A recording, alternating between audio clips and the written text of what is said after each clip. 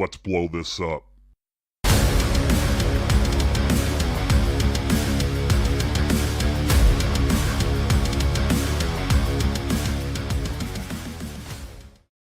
Look alive, Bomb Squad. We are back for another installment of Let's Blow This Up. I'm your host, Jason Sircone. It is damn good to be back on the microphone with you.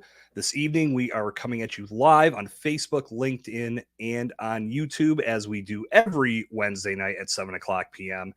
Tonight, we're going to talk about something that I think should be front of mind for every single one of us, because I don't know about you. I don't know if you've noticed, we're getting inundated with information on a daily basis because, damn it, we just cannot stay off these social media platforms.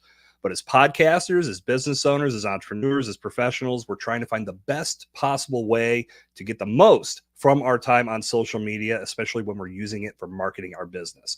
So I am pleased to welcome back to the show the quintessential extraordinaire / absolute rock star in this domain, Megan Shields. Welcome back to Let's Blow This Up. What is up, my friend? Stoked to be here. Thanks for having me. It's always good when you and I can reconnect, and I know we've been having a lot of conversations on whether it's been in more off-the-cuff, tongue-in-cheek mode or actual seriousness about what is happening in the world of social media. And for those that don't know, I would highly recommend go back and listen to the episode earlier here in season 2 where Megan and her husband, Matt's going to kill me for that one. Megan and her husband, Matt, joined me to talk about advertising on Facebook, on Instagram, and how that is where we're headed. And I know you, Megan, have been doing a lot to bring some stellar information to the industry. So tell us what you've been up to since the last time you joined me here on Let's Blow This Up. Oh man, I feel like so much, but to keep it short and sweet, I did just release a new collection of courses because I do Facebook ads. That's no secret. But I really want to be able to have a way to have more people have access to that. You know, a lot more people are getting online. A lot more people are building online businesses. And they want to learn how to use Facebook ads because that's, you know, the direction in which social media is going. And we'll talk about all that. But yeah, I just created a collection of courses. I already had my previous course for podcasters on how to use ads to grow their shows. But now I'm branching it out to really serve more online business owners, coaches, and course creators. So, and it's all topic specific. So it's super simple. It's not one of those things where it's a cheeky name, which I feel like there's a lot of Facebook ad courses like that have like a cute name. And you're like, cool, what is this going to do for me? So I have literally like Facebook ads for list building and lead magnets, Facebook ads for webinars. So it's very specific to really help people make it simple so they can dive in. And I love that you've done that because I have to say, a couple weeks ago, I recorded a podcast with one of my clients, and it wasn't one that I'm producing, not one that I'm on, but the host and guest were talking about social media, and the guest manages social media for many accounts. And she had made a comment that she doesn't understand how people can say, this is a course about XYZ in social media because it changes so frequently.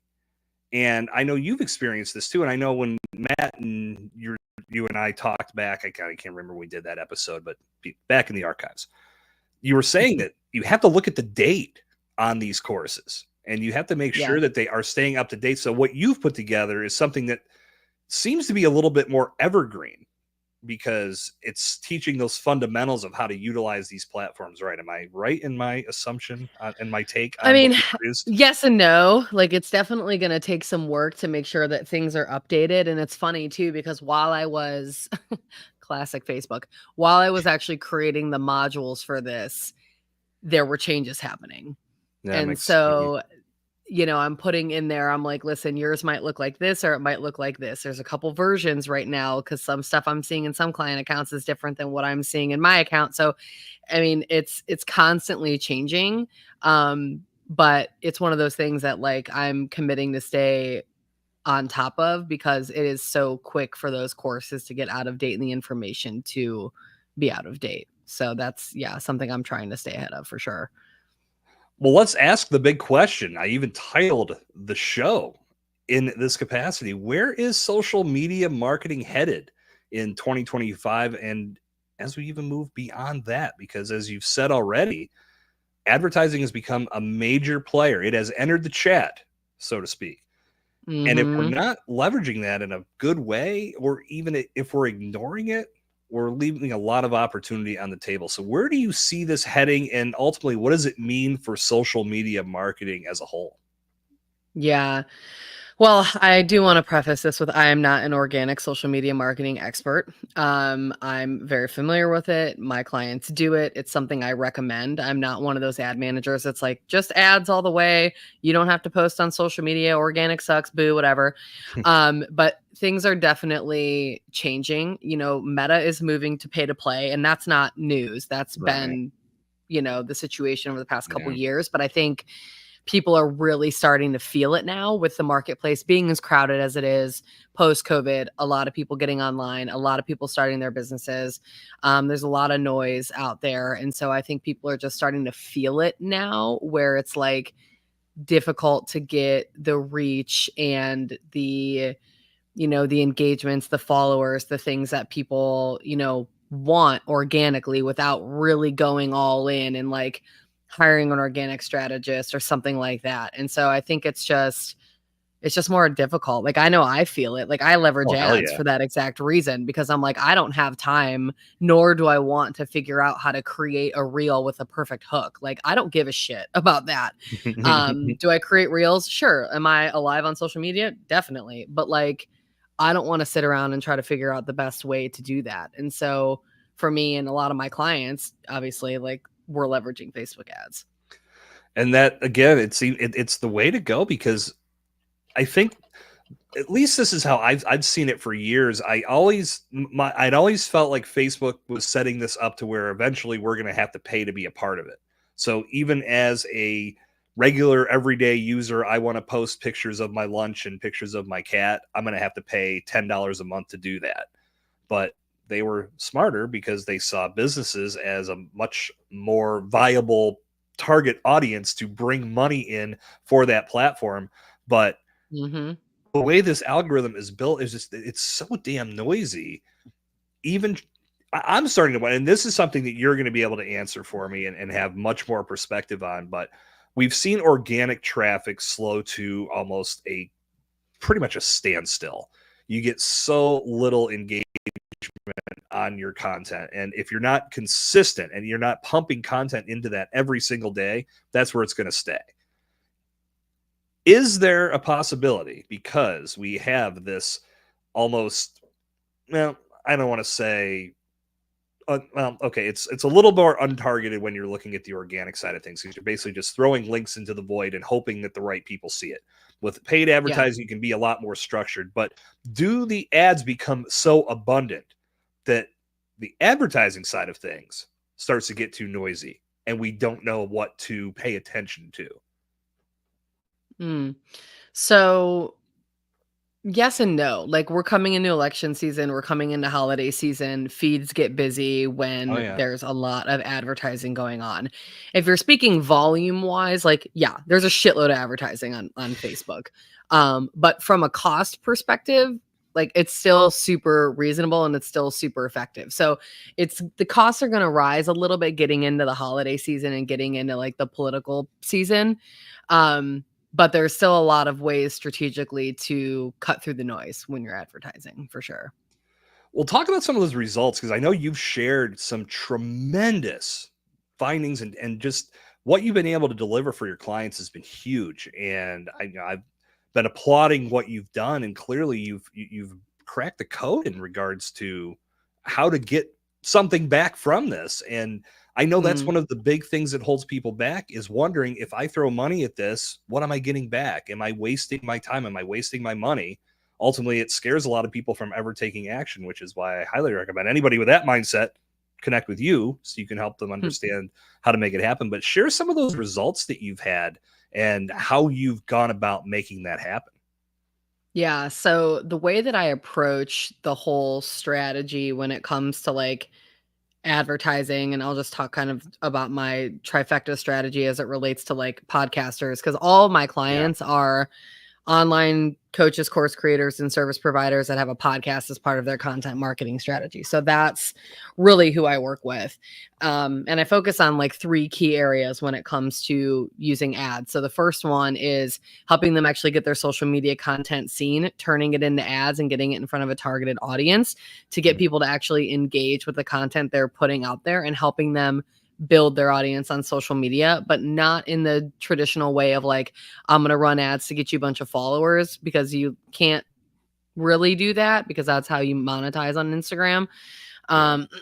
But what it does is builds a strategic audience that we then use later to retarget. So I'll talk about that in a second.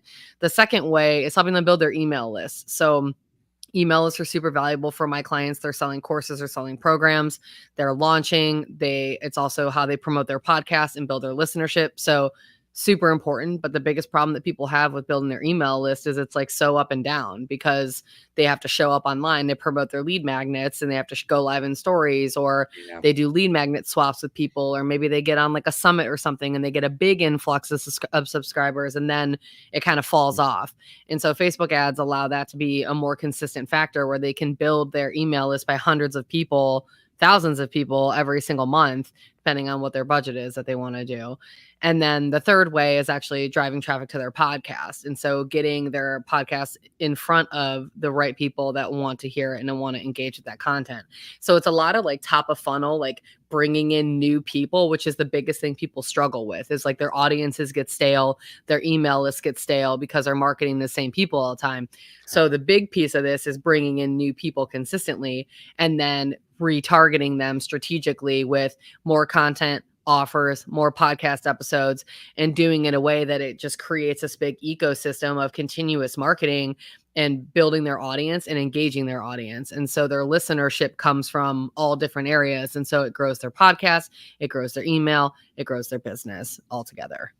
And I think that's so incredibly important, especially when you've seen that social media marketing back in the day meant a lot of throwing links out there, hoping people interacted with it. And I know when I talked with Anna Xavier, she made a great point that when you do that, the person that sees it doesn't necessarily know what you want them to do with it. You're sharing a link, and it's, do you want them to like it? Do you want them to go listen? Do you want them to retweet it or reshare it? Do you want them to go leave you a review? And I think oftentimes we get stuck in that rut of providing no call to action or 27 calls to action, and then no one has a clue what we're aiming at. But with your system and advertising as a whole, we are able to set up something that's extremely targeted. And I think what's most important, it's that retargeting. It's getting that content constantly put in front of somebody. And I've been paying more attention because, as I've told you, this is something I want to start leaning into much more as we go into the new year. I've just been watching how companies I interact with are retargeting me, just so I can get a feel for this. The one that is just blowing me away, and I'm going to buy it, I was planning on buying it anyway, was Rise Coffee. I don't know if you're familiar with Rise Coffee. I'm sort of familiar with the brand. I haven't gotten served any of their ads, but I'm sure I will now that we're talking about it. Go watch one. You'll get served ads constantly. Their retargeting is on freaking point, dude. But it's a mushroom coffee. It supposedly has a ton of health benefits. And yes. Okay, it grabbed my attention. Matt was talking about buying this. Yeah. Okay. There you go. And that's here. And here we are pushing it forward even more. So, like you said, anybody listening to this is probably going to get targeted too. But I love their ads. Their ads are hysterical. They're very attention grabbing, and it seems like a product that's worth taking a look at. And I think that's what's most important. Like I know, just knowing myself, I've always been a victim of the power of suggestion. And I am a sucker for seeing things over and over and over. But I think that's really not just me. That's the whole psychological side of sales, is that you have to see something. And the more you see it, the more you trust it. And the more you pay attention to these things, the more you want to be a part of that product experience. And I think when you transfer that over to a podcast, we constantly want to bring new people in, because we never know which piece of content is going to resonate the most and ultimately make them take action. So they're going to need to see multiple pieces of content before they ever say, okay, I'm going to give my time and attention to this podcast every week, or I'm going to follow the call to action that they've laid out and that they want me to follow. Yeah, and you make a really good point there too, just with like the consistent visibility. And I think that's something that people like, not that they don't pay attention to when it comes to Facebook ads, but I feel like Facebook ads are so sold and like they like sex it up. They're like 50 million ROI and na na na. And it's like when you really like break it down, it's like visibility and consistent visibility is like the compound factor here because it's that psychological system of like seeing the brand, seeing it more. And then there's that like inherent trust level. Like you see an ad and then you're like, oh, okay, like they're doing well. These people know what they're doing. Like there's like almost that level. It's like the same thing that happens with podcasting, like audio. You know what I mean? Like psychologically, there's more trust in audio content. Mm-hmm. And so like a Mm-hmm. lot of that comes too when you see somebody advertising and then you see their ads all the time. And like I work with a lot of coaches and course creators and service providers where like that's a low trust industry. There's been a Yeah. lot of movement in the coaching industry in the past couple of years. And so it's like buying cycles are a bit longer when it comes to some of that stuff. And so visibility is even more important, not only to show them different content, but just to like keep being seen. Because like there was Mm-hmm. this quote that I read like way back when I started my business that was like, marketing is not about making people buy, but it's about being the person they think of when they're ready to buy. And it's like, that's Yeah. really the key is like, when you want a specific product or something, like what do you think about? The people that you see the most, the brands that you see the most, that you know. It's not like the one-off boutique. Sorry, boutique people. It's not the one-off boutique that like you saw one time. It's the people that are staying in front of you. Now, if that boutique's running ads, then definitely. Yeah. But like it's the brands that you know, it's the recognition, and that comes from that constant visibility. When that's where people I think make mistakes with Facebook ads. They like run an ad for 2 weeks. They're like, nah, it doesn't work. It's like, what? Yeah. Like, no shit. Yeah. Well, Like I went to the gym today for 2 hours and I'm not super fit, I so know I'm I not didn't gonna lose go again. 100 pounds. This is crazy. I must, Yeah, like this is a scam. yeah, this gym thing just doesn't work. Do you think a lot of people have that mindset because they've been burnt in the past, or do you think it's more just not understanding what their investment's going towards? Because Oh man. I know I've just recently met with someone that had been burnt by somebody in this that had done Yeah. social media management for them, didn't deliver a thing, and so immediately I think your guard goes up for everything. I mean, do you think that's Yeah. the mindset that most people are bringing to the table here? I don't know about most people, but it's a lot, unfortunately, because Yeah. of that. And it's something I run into. I mean, I've heard so many horror stories about that, but I think it's twofold. Basically, what you said is like one, there could be a factor of being burned, and then there's also the factor of like not understanding, which then also goes back to the professional that they were talking to, professional should have explained like how things work. Like I'm extremely transparent when it comes to a lot of stuff. And if I'm like talking to Yeah. someone where I'm like, I don't really think this is like what you should be doing right now, like I will tell people I literally did that like 2 weeks ago with this girl. I was like, you're not at a place. Like, keep doing this. We'll talk later. So I think it's a bit of both. And it's just, it makes it kind of tricky out there sometimes for folks. But especially if you've been burned before, because that burn is expensive. And a lot of times it's not even the ad spend, it's the retainers. Like it's $3, $4, $5,000 a month that they're paying on top of the ad spend, but then all their product suite is they only have a $97 offer. And like right off the bat, it's like you don't have the product suite to even support that. They shouldn't even have Right. brought you on board. And it's just shit like that. But it's, there's in any industry, there's stuff like that in any industry. So it's no different here. Yeah, no question. And I think that when I think of podcasters wanting to overcome that whole just that whole spectrum of not being seen, I think maybe it's not even on the podcasting side. I think we should be treating podcasting as a vehicle, as a means of relaying information. But I think it's a lot of with coaches and a lot of with social media managers. I think what we're starting to need, at least what I feel we're going to need to start seeing as we go into the new year and beyond, social media managers are going to need to be cognizant of both sides of this. You can't just be pushing organic without some understanding of how paid advertising is going to complement that. Likewise, like you Mm-hmm. said, you're doing social media from an organic standpoint, but you're not putting as much emphasis on that as you are paid advertising, which I think it makes complete sense. Ultimately, you're going to find the happy medium about what or over what works best. But I find it hard to believe that there is going to be any need or any possible way that somebody can say, I'll do 10 posts for you a month or a week or whatever, and actually have that work with where social media is heading. What are your thoughts on that? Yeah.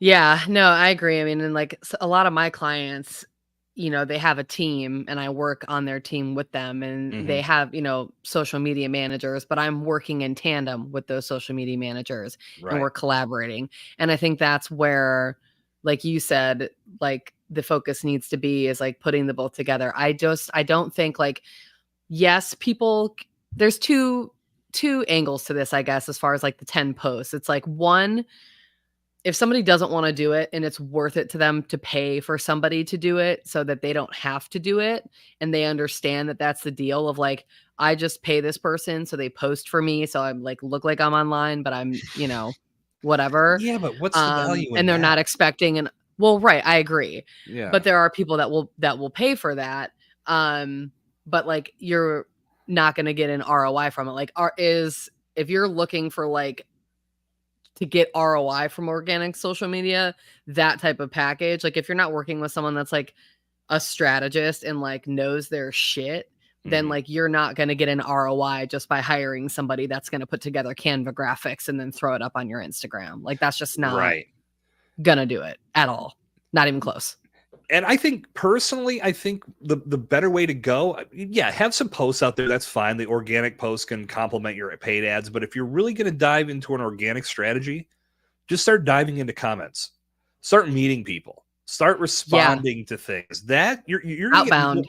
right. You're going to get more return from your time spent on these platforms, or even if you're paying somebody to play that role and be you, let them go on communities, let them go into groups, let them just go on their feed and look at posts that are relevant to what you can talk about in an intelligent way and start forming conversations, start dropping knowledge. You're going to start getting more visibility in those comment sections than you ever will from organic posts that a couple to, was it like 2 to 3%? Maybe that's what gets seen of your followership. So you're branching Mhm. beyond this bubble of just who follows your page and getting out into the world that you need to be a part of. Because if you're commenting on the right posts, these are like-minded people that you can make some very strong connections with. Yeah. Yeah, I mean, and sitting and waiting for people to come to you as a business owner is not a strategy, and that's a fast way to get out of business Mm, fast.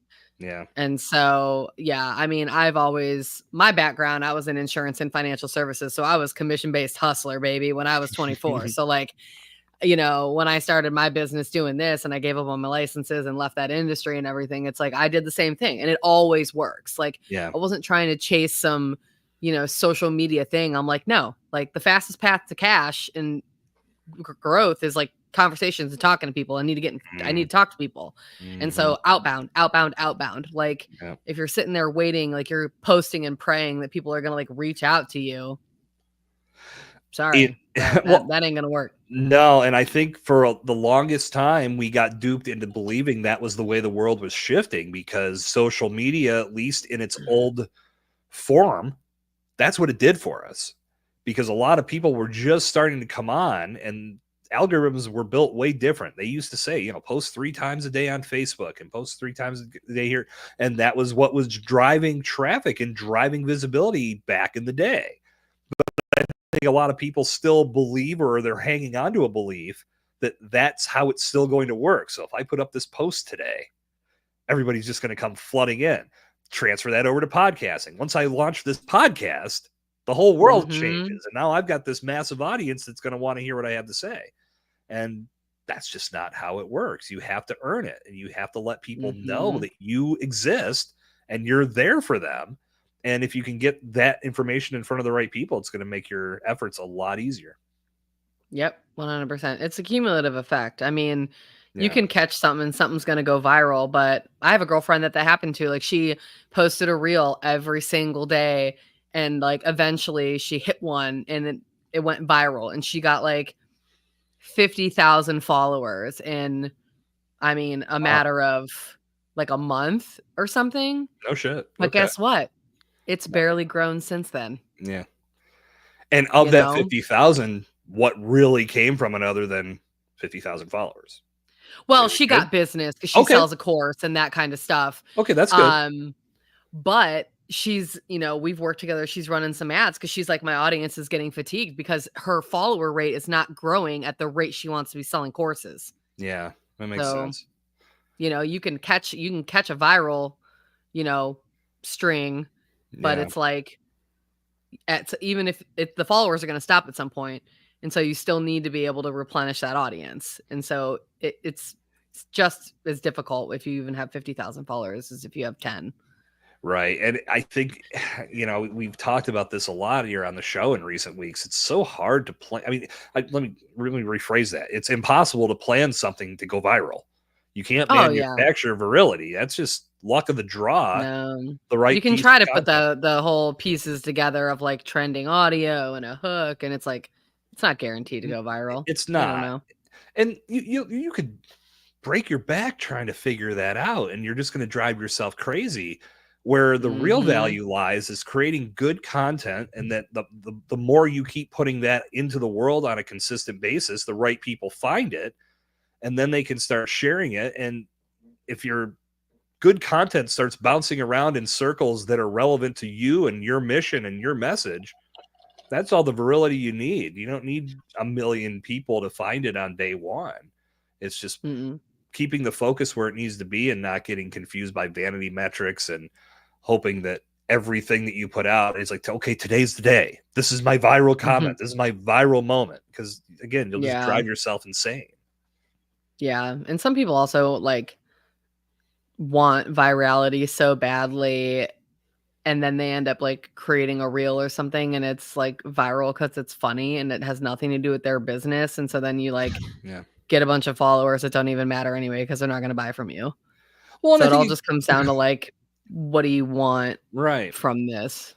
Well, and you also look at what we've said about the organic followings. Okay, say you do have that viral post that does go capture 50,000 people, but when you continue to put out new content, because only a small percentage of your organic audience sees that content anyway, it doesn't matter how large the audience is, it's still going to be a small fraction. And if that small fraction is not engaged in what you're doing or really has a care for everything else that you're doing, they only love that one clip.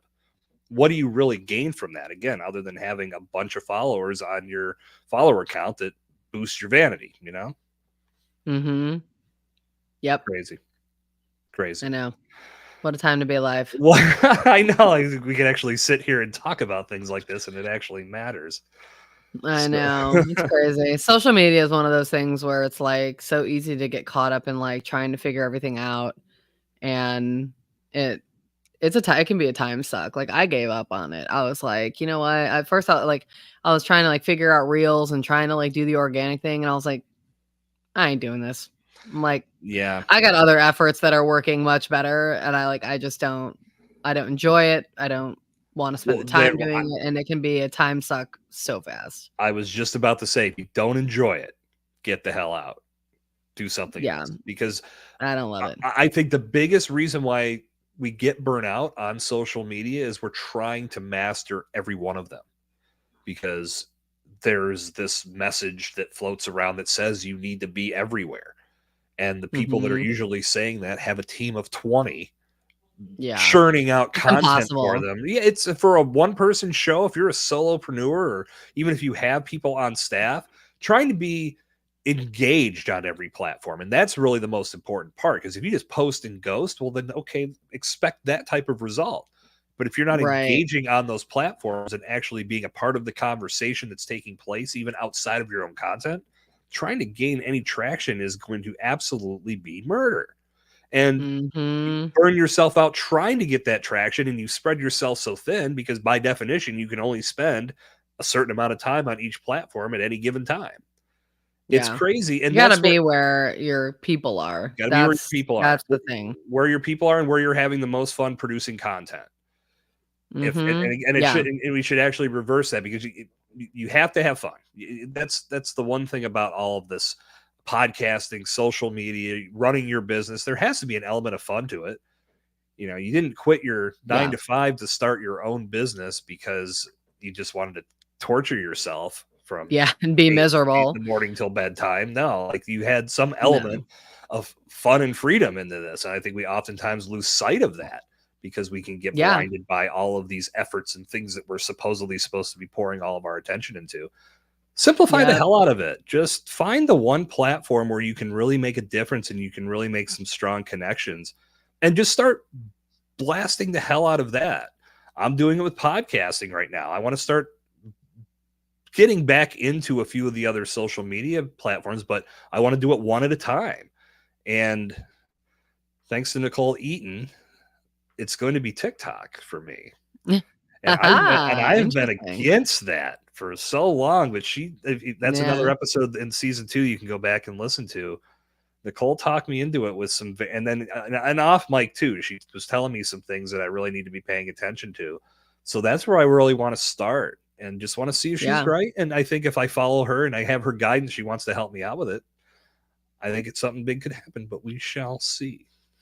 Yeah. TikTok can be super powerful. That's one of the ones. And so you're talking about like getting like kind of lost in that and not having fun with it. Like that happened to me where I was like trying to figure out like all this organic stuff and like really putting stock in that. And then I had to like really pull back and be like, focus on what's working, like double Yes. down on what's working and what I like doing. And that's like connecting and collaborating with people. And that's literally what I focused on. Like I post on social, whatever, I'm there, but I do a lot of outbound engagement, DMing people, voice noting. Like I'm just like, what's up? Like I don't even like their stuff. People are like, oh, you need to like their stuff before you send them a DM. Fuck that.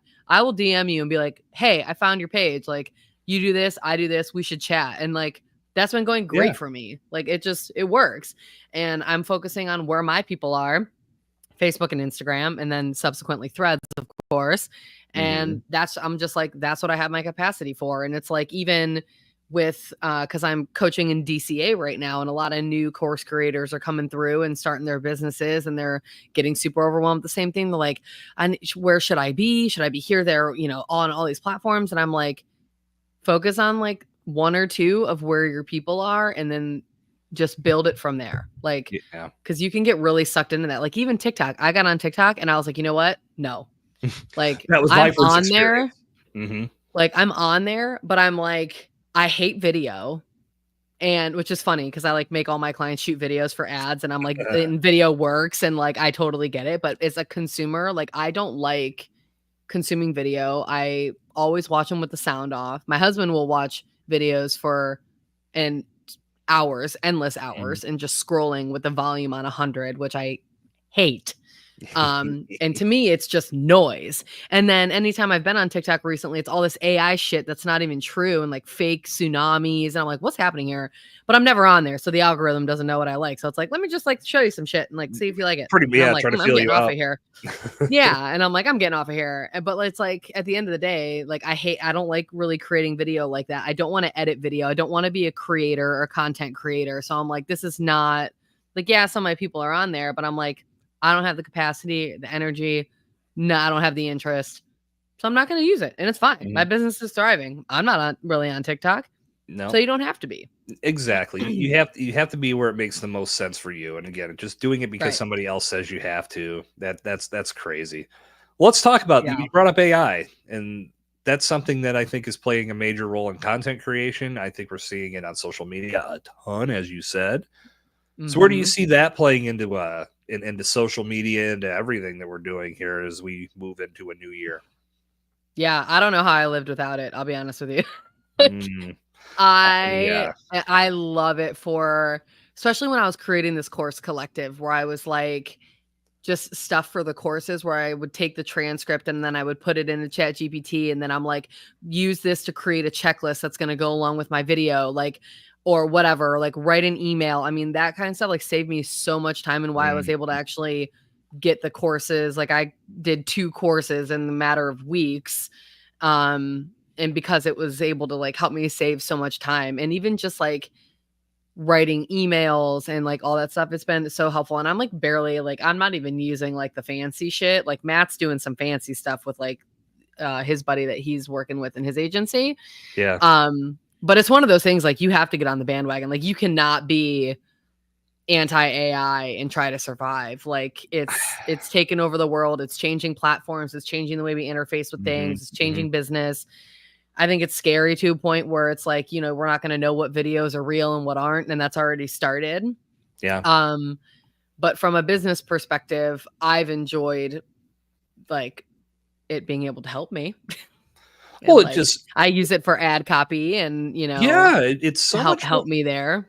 It's so much more efficient because I think when you're working with others, you're never going to be as in tune with their brand as they are. But in Yeah, working with totally. others, I've gotten to know enough where I can go to ChatGPT, or I use Minvo for a lot of content creation on the podcast side of things, and I can put in prompts that speak directly to that brand voice, to that messaging. We want clips and we want written content based off of what they're saying, and this is exactly what you should be looking for. And it makes the content so usable. And the best part about doing it from a repurposable side with podcasting, it's their voice.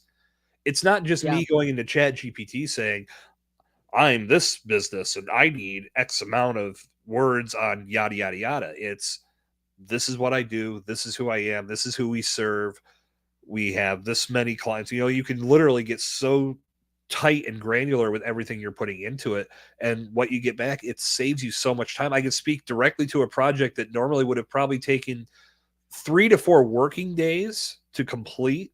I got done in about 3 hours. Just Mhm. sat down and focused on using Chat GPT and using Minvo. I got done, I was like, holy shit, this Yeah. is so game changing. And that was really, Yeah. and I hadn't been a resistor, but that was the one that, like, they grabbed hold with the bear hug and they have not let go since. And I am all in Mhm. for AI. I Yeah. can't, I preach that to everybody. You have to be aware of what's happening with this, because if you're trying to ignore it or thinking that it's a fad, it's just like anybody. It happened with websites. I don't need that. Social media, that'll go away. Well, AI is the new thing. That's here. That's going to Yeah. impact how you do everything in your business. Oh, yeah, 100%. And even for me, like, I wasn't like a resistor, but I was like, "Oh, I'll get around," because I was like, "Oh, it's like something I have to like learn." And I was like, "Okay," like, and Mm-hmm. then I just got in there and started messing with it, and I was like, "This is very helpful." Like for me, Mm-hmm. it's like ideation and like structure of either like I need an email for this, and like it gives me somewhere to start. Like if I'm just like trying to blank page it, that's a time suck for me Yeah, because I'm like, absolutely. ugh, like trying to find somewhere to start, and I'll just like throw it in there and I'm like, help me out. And it does. And it's Yep. fantastic. And it's always there for you. Never let you down. But Yep. yeah, I mean, it's crazy. Like, and I haven't even cracked the surface on like different ways and different tools. Like there are so many different tools out there on how you can create like your own virtual assistant stuff with AI. And like, I mean, it's just crazy. Mm-hmm. Like, but I mean, that's where the world's going. It's not going anywhere. It's not Not going going backwards. backwards now. And I think it's much like the social media platforms, like we were talking about a few moments ago. Trying to be on all of them and master all of them at the same time is going to burn you out. With AI tools, you have to find the tools that are going to be most beneficial to what you're trying to do on a daily basis, and then get Yeah. really, really good at using those tools. Then you Yeah. can start branching out. It's the same thing with social. It's the same thing with podcasting. You try to put too much on your plate, you feel like you have to eat the whole plate in one bite. And Yeah. all of a sudden, here you are choking. It's just not a Yeah. good way to operate and move forward. Yeah. I think with AI, what at least has helped me was I'm just like, here's like what I want help with. And then just using like for me right now, it's Chat GPT. Like that's what's Mm-hmm. helping me. Mm-hmm. And if I need something more advanced, then I'll go looking for it. And because I feel like if I tried to look at all the things and try to figure out how to integrate it all into my business, it would be very overwhelming. Certainly. No, and you're doing it right. I think that's the smart way to do everything. Start small and build up, build out, because you try to do it all at once, it all collapses. So in your practices and everything you're doing, what are some of the mistakes that you see businesses using? And this can be from trying to leverage ads, because again, we know this is where it's going for social media. So when you look at companies that are outside of your client base and companies that maybe they're even on a grander scale, where are you seeing them dropping the ball? From an ads perspective. Hi, Mark. Hey, Mark, what's up? Yeah, I mean, in regards to what you're seeing from ads, are they doing something that you would recommend against? Maybe it's from the content side of things. Maybe, I mean, you wouldn't really have insight into the budget that they're spending. Is there Sure. anything that you feel if you were advising them, you would tell these companies that are supposedly trying to move forward with ads, you would tell them to do something a little bit differently? I think what I've seen out there is a more casualness to ads, which I've enjoyed. Like, I feel like they're trying to really connect. Even the big brands are doing ads that are really trying more to connect with people. And I'm seeing it also on Facebook. Um, and people trying to get to the point, which I appreciate as someone that is that type of consumer. Mm-hmm. But I also think that some brands are getting to the point where they'll do anything for a click. And so I've noticed, like, I recently posted about an ad I saw of a woman, and it was like, put women in your ads and increase your click-through rate. And I was like really grossed out by that. And we all know sex sells, and they've been using women in beer commercials Sure. forever. But like seeing it right there, and I noticed it because like I would see an ad that was like a reel, and it would be like some chick's ass on a stair stepper in the gym, and then it would like pan out, and then it would be like an ad for like a hammer, and you're like, that's not even the same. It's like, what? Like, it's not even like if it was gym equipment or leggings, like, all right, but like, you know what I Right. mean? Like some Right. stupid, Right. totally unrelated thing. So they're obviously like using these women as clickbait. Mm-hmm. And it's like, not that that hasn't ever been done before, but I feel like it's just like so blatant.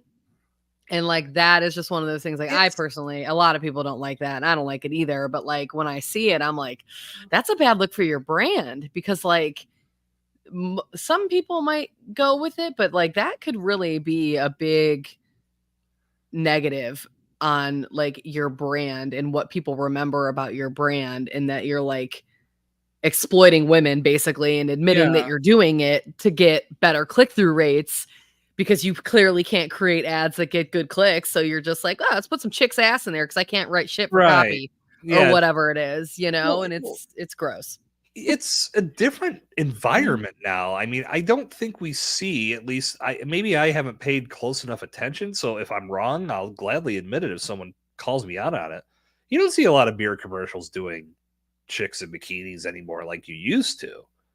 It's a No, completely I also different. don't have cable, so I don't know what's No, going on in that yeah. world. You know, I'm stream team, but like Well, I usually I that's just true. Like, I feel like they're going more the nostalgic route because they know who their Mhm. audience is. It's us. Like, we're the nostalgic people. That's what we've been seeing for all the football, like during the commercials in the Super Bowl and all that kind of stuff. It's all nostalgia. It's old music from when we grew up. It's like in sync Backstreet Boys were like, oh my God, remember when? And then we remember. Yeah. You know what I mean? That's who we are. Like that's who they're targeting, and they know their audience. Right. They know that that probably wouldn't fly because we're much more culturally aware now to I that kind of stuff. Well, and I'll speak to the example you were giving. I don't know if you were was that real? The ass zooming out and then it's a hammer. Yeah. That It was wasn't a real. hammer, but the ass was real, but the Okay. hammer was not real. It was like something that was completely unrelated to Well, what the ad was for. as a guy, if that's what I'm scrolling and that's what comes up, I'm probably watching that part. But when it zooms out and then they're talking about the hammer, I'm gone. Like you completely lost me because there's no connection between those two things, and I'm Mhm. done seeing what I wanted to see. So, Right. and that's the difference between commercials on a television where I mean you always had the ability to flip the channel, which is what a lot Yeah. of people do during commercials, but now it's such a quick scroll right by, go to the next thing.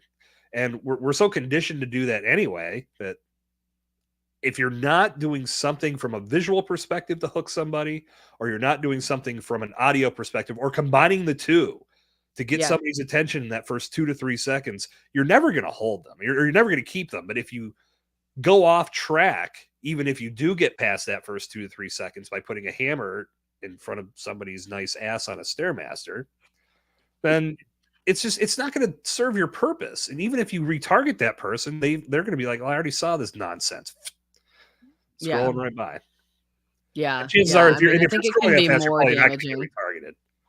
Right. Right. I mean, yeah, if you're I just think it's more damaging to a brand to do something like that than to just I don't even want to say go the more traditional advertising route, but like create different videos instead of blatantly just being out there like, put chicks in your ads. It's going to be great. And it's Yeah, like, I'm a woman that got targeted with this ad. So, like, other women might not appreciate that. right. So, Well, it's from just a interesting. it's well, and it's playing to that psychology. It's playing to that mindset of what can I possibly put in front of a person that's going to grab their attention and keep it. And that's that Rise Coffee hit me because I can't remember the first one that grabbed me, but I think it was something I've been as I've been studying and getting ready to understand how I want to do this. I love the reverse psychology. That's something that I think I've pointed out Christine Burrell to you before. The way that she does ads is just it's hysterical, and it's that whole reverse thing. Like, if you're thinking about doing this, don't. That's what Rise Coffee did. Like, this is why you should never buy this. And that grabbed Yeah. me. And then I watch, and I'm like, oh shit, this is actually talking about stuff I care about right now, like gut health and all these things that I need to Yeah. be really important about as a guy that's about to turn 45.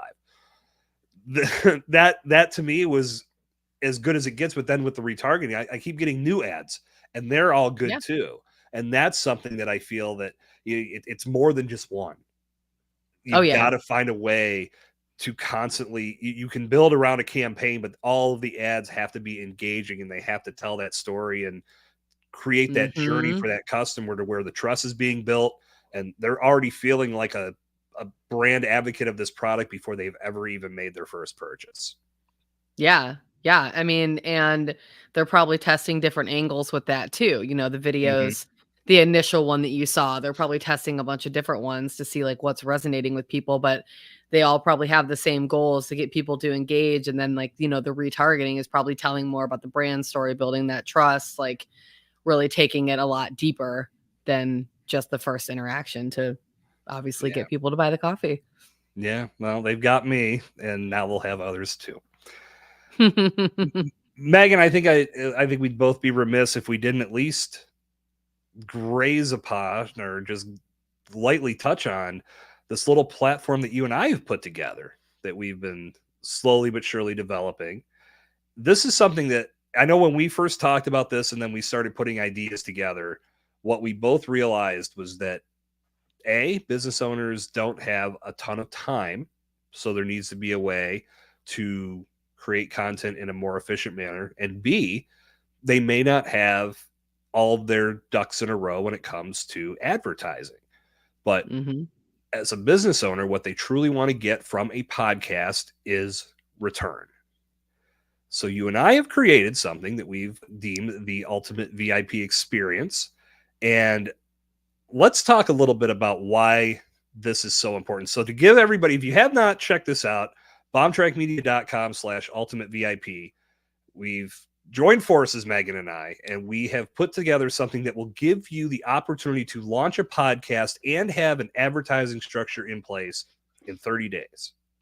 Boom. Right? Like, for a business, Boom, baby. you can't get any better than that, because what we've done is eliminated a lot of that. What does this mean? How long does this take? What if we have to do this? No, like, we're going to sit down where you're going to figure out every possible issue that you have, but then also plot out all of the content so you have a successful launch. You understand how you want to build on that content for the future, but most importantly, Megan is coming in with her ad strategy, so you are getting results on your show right from the start. It's not just let's throw this out there and see what happens, because I think that's one of the biggest plagues in podcasting, and why so many new podcasters don't get past a few episodes is the test balloon Mhm. theory. Let's see if this works. And organically, it's just not going to in the initial phases of launching that show. You have to be consistent and grow it over time. But adding ads in from the start is at least going to get you getting that content in front of the right people is going to get you more of a return than you would if you just try to grow it organically. So that's Mhm. A lot my faster. right. Like, you have to think about the efficiency from start to finish, and that's what we've created. So Megan, I want you to share your end of this and how us working together makes it so beneficial for clients. Yeah, well, I think what you bring to the table is super important, and it's like the quickness of being able to actually like strategize the podcast and then get the episodes recorded and get it launched, because Mhm. that's, I think, one of the things that really overwhelms business owners when it comes to wanting like take on a podcast and know that they want to do it. And, having the seasons in the way that you approach it with that really like eliminates, I think, a lot of the stress of them wanting to, or feeling, I guess, like they have to do a weekly show for the rest of their life. And so that's Yeah. something I think is great. It's a great way to have something super impactful, like set up and launch and everything together without having that overwhelm of them feeling like they need to do everything. Like we just give them what they need, they go do it, and then we put everything together. And then really just strategically tying it into their business. Like, what do they want this podcast to do? How is that going to fit in? And then building that ad strategy so that we're continuing to like grow their audience and get more people to it and get more people into their business. And so that's like the biggest thing that I hear from a lot of podcast managers and things like that is like, I help my clients launch this. And then like, 4, 5, 6 months goes by and like, they're happy, but they're kind of like, I'm not really growing as fast as I want. And then they're like kind of stuck because they're like, well, I don't really know what else to do other than the organic stuff that we're doing, which is like a slow grind. It works, but like, some people just want the results a little bit faster. And that's really where ads can come in. And so it's a Yeah. beautiful blend of both where you're doing the heavy lifting on the podcast side, getting that launched and done. So the business owner is walking away with an actual podcast that's ready to get out there, and then an actual way to get it out there faster in a more targeted way. So like literally from day one, the podcast is getting in front of the ears of the people that need to hear it Yeah. and need to listen to it. So it's a beautiful combination. And I love the efficiency of a VIP experience because it's a lot of work, but you get a lot back. And it's not something that's dragged out over 4 or 5 in 6 months. Absolutely. And that's something that I've learned in past experiences, that if you let it drag out or you let somebody drag it out, they will. But if you come, let's talk about that too, because we forgot to Yeah. even mention the time frame. Because I don't even think we talked about the time frame. 30 And days. so this is going to be literally 30 days. Well, that 1 was month. the first. Yeah, that to me is, it's an incredibly tight window. But to me, if I'm a business owner and I'm hearing from many people, I need to launch a podcast, or you should launch a podcast, or even if it's of my own volition that I want to launch a podcast, typically the first question I'm going to ask is, how the hell am I going to do this? How much time is this going to take me? And you mentioned it before, Megan, as well. If you think that it means you have to chain yourself to your desk and create content for years and years at a time, you're looking at it the wrong way. And that's where our solution comes at you with, let's look at the most important aspects of your business. Let's look at what you want to really zero in on, and let's create episodes that will develop your first season. Your first season of content is going to be the foundation of your show, but you get to use that content for so many pieces of your marketing outside of just advertising. Now you've got video content, you've got blog content, you've got website content, emails. Across the board, you are checking off a lot of boxes. Not only are you getting all of this, but you're getting it in 30 freaking days. Like, there is no way that you could say, as a business owner that wants to truly sink their teeth into podcasting, that that's a bad thing. That's as efficient of a system that I've seen when it comes to creation and then getting results from that creation. I can't speak to anything else that covers all those bases the way that our program. And this, not meant to make this sound like some infomercial. I'm just proud of what we put together because I feel it's going to make a major difference on the people we're helping. Yeah, 100%. 100%. So I would say, to get a full recap, go to bombtrackmedia.com/ultimate VIP. Link in the show notes so you can check that out. Megan, I know that you have a hard stop at 8:00 because Matt is waiting patiently to take you out for sushi.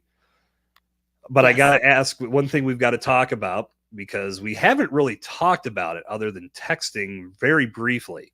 The Sopranos special, the David Chase. What were your thoughts? So good. It was great. My girlfriend came over. She lives in my building too. And we're both, I turned her on to The Sopranos. And so we had a night where I was like, come over, we're going to watch it. And it was good. Like, kind of wish they had more of like the actors actually on the show, like talking. But I Yeah. love that they brought like Drea on. I love that they brought Michael Imperioli. Like I was thinking that like Jamie was going to be there, and I thought Rob Eiler was also going to be there. Yeah. So I was kind of a little disappointed about that, but I thought it was really good. And of course, the ending. The ending was perfect. I don't, and if there's any Sopranos fans watching us or listening to this episode, and I don't want to spoil it, go watch. It's very fitting. Yeah. I will point out to you too, I'm not sure if you were aware, but David Chase was on Rob and Jamie's podcast. Oh, I didn't know that. That was a good episode. Yeah, I not have to today. listen to it. Not today, pal. So there's a free plug for them. But yeah, I think Perfect. we went on a spiel about the Sopranos on your last appearance here. We had to do one more. I know. Well, it also totally changed my perspective on the ending too after like our last interview. I was like shook. So when I watched it for the second time around, I was like, Yeah. oh. And so then everything kind of blew open, and now we're watching it again. So, and for the rest of our lives, it's going to be on. Yeah. I mean, I have friends that say it doesn't hold up, and I just tell them to shut up because I don't believe that. They can get the hell out of here. How did you like that stained glass window that was like some pulp? I was I love it. dying. Yes, that's perfect. Anytime That's a funny anytime the episode. some pulp joke comes up, I'm all for it.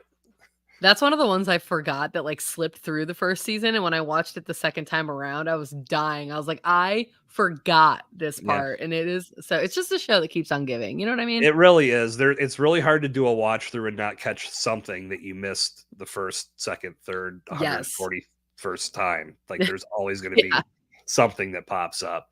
Well, Yeah. let's end this real strong. Give us one solid tip from your playbook that even if we aren't reaching out to you, but I'm going to give you the opportunity to plug so people can. But if we're just DIYing the hell out of this, what's one thing from your playbook that we should implement today into our social media strategy so we do this right? Ooh. Social media strategy from an ads perspective or from an Yep. organic Well, that's your domain. So if we're doing ads on our own, what's something we should Lord. be focused on? If you're doing ads on your own, I would learn from an expert. Because God bless I us all, think, right? yeah, people always ask me that on podcasts, and they're like, if someone's going to do it by themselves, what would you tell them? And I'm like, probably don't do that. Like, not saying you have to go out and find an expert and pay big bucks, but like for wherever you are in your business, if you're at like a DIY situation, like find a course, find an expert that offers a course. Like me, for instance, hashtag plug, connect with me at Chime House Media on Instagram. I have courses. I'll answer your questions.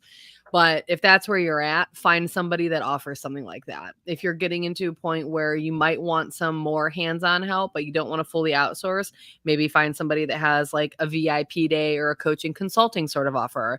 You don't have to go right into hiring an ad manager. That's how a lot of people really get burned a lot of the times, is they go from 0 to 100 and they're not ready. Yeah. So for wherever you are in your business, there's nothing wrong with that. Just find a way or a professional or an expert that offers something that's at that same level that you're at, so that you can get professional support so you don't end up making those mistakes. Very well said. And I will echo the same thing for starting a podcast. Don't just start a podcast. Talk to somebody who's done it. You don't have to hire somebody to manage every aspect, but at least get some insight on it, getting the foundation up and running so you're doing it right. Megan, we did it. Yep. An hour. We did. We knew we could do this. We're getting to be old pros at this. Easy. So as Megan said, find her at Chime House Media on Instagram. Anywhere else where you would like people to follow up with you to get even more value? That's where I hang out the most. All my links are there. I love a good voice note, so holler at me. And then chimehousemedia.com is my website. Very good.